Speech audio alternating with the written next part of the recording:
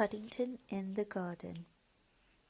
One morning, Paddington went out into the garden and began making a list of all the nice things he could think about being a bear and living with the Browns.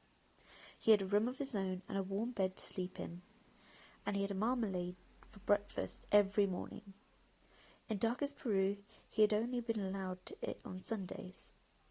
The list was soon so long he nearly ran out of paper before he realized he had left out one of the nicest things of all.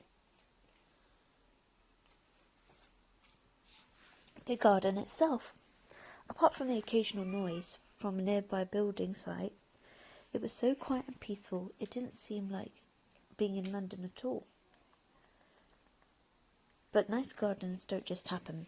They usually require a lot of hard work, and the one at number 32 Windsor Gardens was no exception.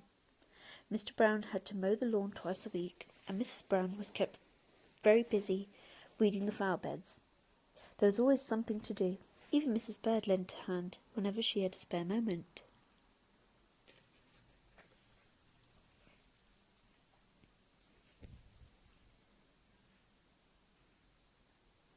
It was Mrs. Bird who first suggested giving Jonathan and Judy and Paddington each a piece of the garden. It will keep the certain bears out of mischief, she said meaningly, and it would be fun for Jonathan and Judy as well. Mr. Brown agreed it was a very good idea, and he marked out 3 plots at the far end of the lawn. Paddington was most excited. "I don't suppose there are many bears who have their own garden," he exclaimed. Early the next morning, all 3 set to work. Judy decided to make a flower bed, and Jonathan had his eye on some old paving stones. Paddington didn't know what to do. In the past, he had often found that gardening was much harder than it looked, especially when you only had paws. In the end, armed with a jar of Mrs. Bird's homemade marmalade, he borrowed Mr. Brown's wheelbarrow and set off to look for ideas. His first stop was a stall in the market, where he bought a book called How to Plan Your Garden by Lionel Trugg. It became complete with a large packet of assorted seeds, and a picture on the front cover was anything to go by. It was no wonder Mr. Trugg looked happy, for he seemed to do most of the planning while lying on a hammock. By the end of the book, without lifting a finger, he was surrounded by blooms. Paddington decided it was a very good value indeed, especially when the owner of the stall gave him 2 pence change.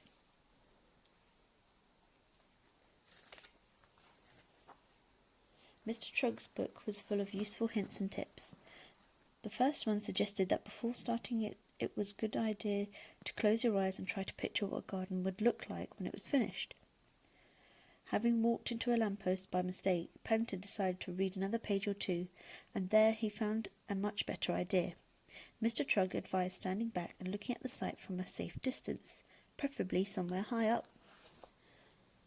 He knew just the spot.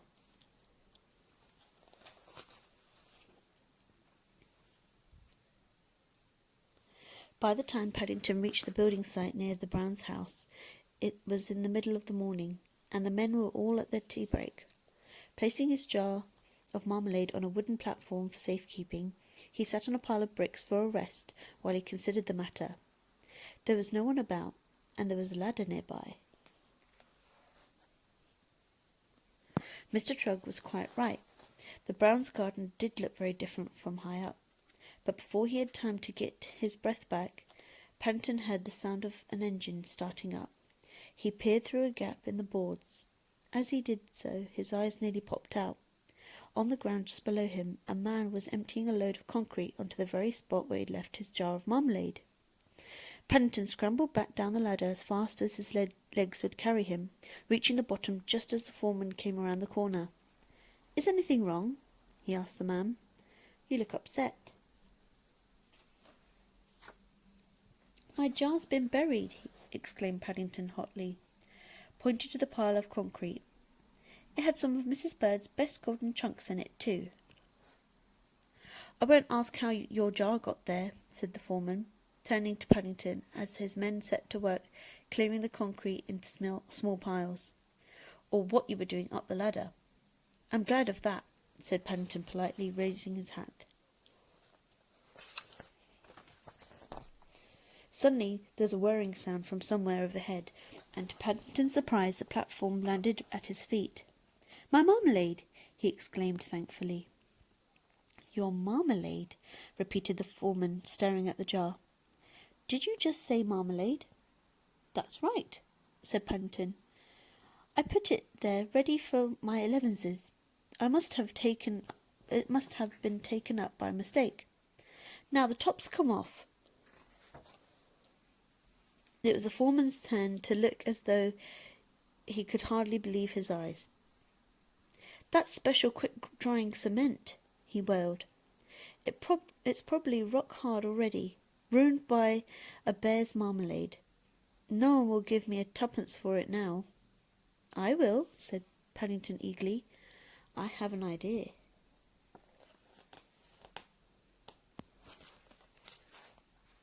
Paddington was busy for the rest of the week. When the builders saw the rock garden he had made, they were most impressed, and the foreman gave him some plants to finish it off until his seeds started to grow.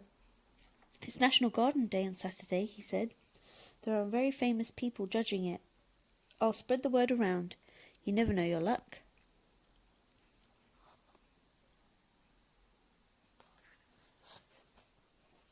The foreman was as good as his word, and on Saturday half the neighbourhood turned up to number 32 Windsor Gardens to see the judges arrive. Paddington nearly fell over backwards with surprise when he discovered that no less a person than Mr. Lionel Trugg himself was leading the procession. "It's very good of you to get out of your hammock, Mr. Trugg," he exclaimed. Not at all," said Lionel Trugg. "My pleasure. I must say, I love your orange stones. Where did you find them?" "I didn't," said Paddington. "I think they found me, thanks to the builders."